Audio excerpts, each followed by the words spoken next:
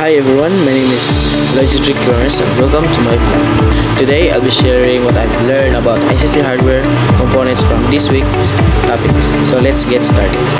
First, let's talk about computer hardware. What exactly is it? Well, computer hardware refers to the physical components of a computer system. These are the parts you can touch and see, like the keyboard, monitor, and motherboard. Hardware is crucial because it allows your computer to function and perform tasks without its software would have anything to run. And now, let's move on input device. These are the devices that let us put data into a computer.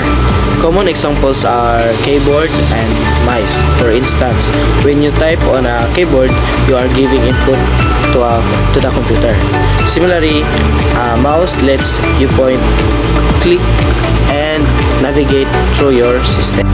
Now let's discuss connectivity. Devices can connect in different ways like through USB, Bluetooth, or Wi-Fi. USB cables are great for transferring files or charging, while Bluetooth lets device communicate wirelessly like connecting your headphones to your phone. Wi-Fi allows devices to connect to the internet and share data without cables.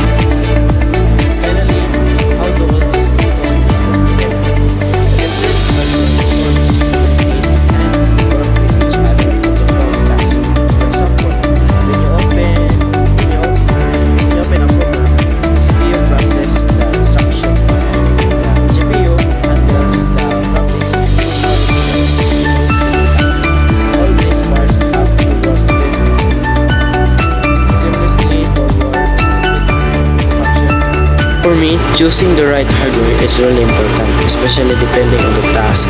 For example, if you are into gaming or video editing, you'll need a powerful GPU, but if you're just browsing the internet and doing basic tasks, you can get away with less powerful hardware.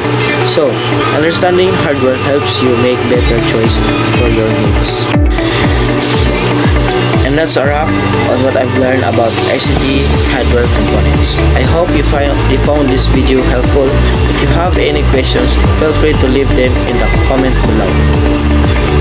Don't forget to like and subscribe for more educational content. Thanks for watching and see you next time.